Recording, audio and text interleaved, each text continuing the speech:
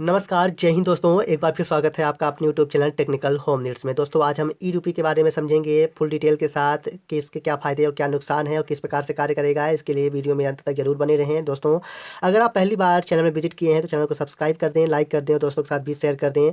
दोस्तों ई-रूपी क्या है, इसके बारे में फुल डिस्कशन के साथ हम आपसे चर्चा करेंगे। इससे पहले हम लोग यूपीआई, जिसे यूनिफाइड पेमेंट इंटरफेस के नाम से भी जाना जाता है, इसके द्वारा हम लोग काफ़ी भुगतान कर भी चुके हैं। दोस्तों फ़ोन पे, पेटीएम जैसे सभी माध्यम से इसका इस्तेमाल हम लोग आसानी से भुगतान प्रणाली में कर चुके हैं।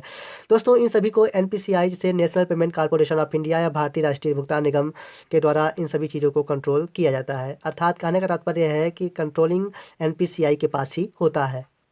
दोस्तों अभी तक क्या होता था कि अगर मान लीजिए आप भारत सरकार के किसी योजना से लाभान्वित हैं तो आपका जो पैसा है भारत सरकार के द्वारा आपके अकाउंट में या फिर आधार मोड सिस्टम से आपके अकाउंट में ट्रांसफ़र कर दिया जाता था और आप उन पैसों का इस्तेमाल बड़े ही आसानी से संबंधित जगह में या फिर जिस स्कीम के लिए आपने भारत सरकार से पैसा लिया है, आप उसी जगह पर आप पैसा खर्च करते थे या किसी अन्य जगह में भी पैसा खर्च कर देते थे। इन सभी चीज़ों को रोकने के लिए दोस्तों एक नई स्कीम लागू की गई है जिसका नाम है ई-रूपी, जिसे प्रीपेड ई वाउचर भी कहा जाता है। ई-रूपी क्या है तो थोड़ा सा हम समझे दोस्तों। तो ई-रूपी भुगतान करने का एक माध्यम है जिसमें आप के मोबाइल में एक एसएमएस आएगा जिस पर एक बार कोड भी दिया जाएगा। दोस्तों उस बार कोड को संबंधित जगह पर आप दिखाएंगे तो उसको स्कैन करने के बाद आपको संबंधित वस्तु या चीज़ें मिल जाएंगी। दोस्तों इसके लिए 11 बैंकों के साथ साझेदारी की गई है।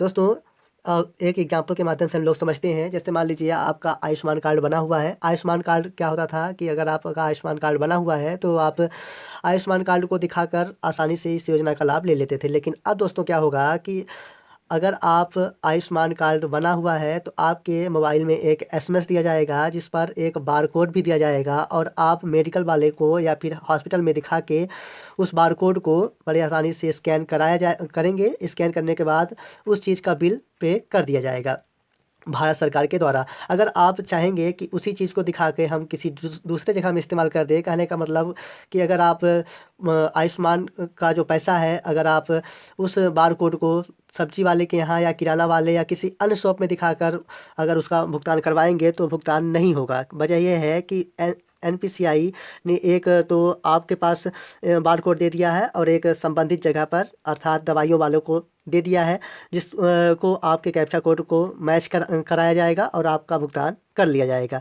कहने का तात्पर्य है कि जो पैसा आप भारत सरकार से ले रहे हैं और जिस जगह के लिए ले रहे हैं उसी जगह पर इस्तेमाल करें।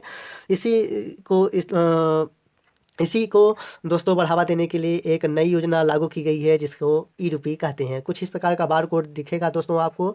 इस तरह से स्कैन भी कराया जाएगा आपका बार कोड।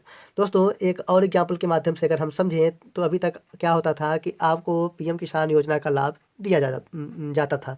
दोस्तों पीएम किसान का पैसा डायरेक्टली आपके अकाउंट में ट्रांसफ़र कर दिया जाता था और कभी कभी आप उस पैसे का इस्तेमाल अपने घर के खर्चों में भी कर लिया करते थे। लेकिन अब दोस्तों क्या होगा कि आपके मोबाइल में एक एसएमएस दिया जाएगा जिस पर एक बार कोड भी रहेगा और उस बार कोड को दोस्तों आप किसान सेवा केंद्र में जाएंगे और दिखाएंगे और किसान सेवा केंद्र वाले उस बार कोड को मैच करेंगे, स्कैन करेंगे और आपको संबंधित वस्तु, खाद, बीज, उर्वरक जैसी चीज़ें आपको दे दिया करेंगे। कहने का तात्पर्य है दोस्तों कि अब आप भारत सरकार की किसी भी योजना से अगर जुड़े हुए हैं तो भारत सरकार चाहती है कि उस पैसे का इस्तेमाल सिर्फ आप उन्हीं चीज़ों के लिए करें। इसके लिए ई-रूपी को प्रोत्साहन मिला है। कहने का तात्पर्य है दोस्तों कि अब आपको अगर भारत सरकार किसी भी स्कीम से जुड़ने के लिए पैसा दे रही है तो आप उसी जगह ही खर्च कर पाएंगे और किसी अन्य जगह खर्च नहीं कर पाएंगे। जैसे मान लीजिए अगर आप चाहें कि वही बार कोड दिखा के आप किसी दूसरे जगह उन पैसे को ले लें तो ऐसा नहीं होता, क्योंकि उसमें एक प्रोग्रामिंग की है जिस पर आपको वही कैप्चा कोड मैच होना अनिवार्य है। इसलिए आप उस कैप्चा कोड का इस्तेमाल किसी अन्य जगह बिल्कुल भी नहीं कर पाएंगे। दोस्तों ये था ई-रूपी। उम्मीद करूँगा कि आप इसके बारे में पूरी डिटेल समझ गए होंगे कि ई-रूपी क्या है और किस प्रकार से कार्य करेगा। मिलेंगे अगली वीडियो में, तब तक के लिए दोस्तों धन्यवाद।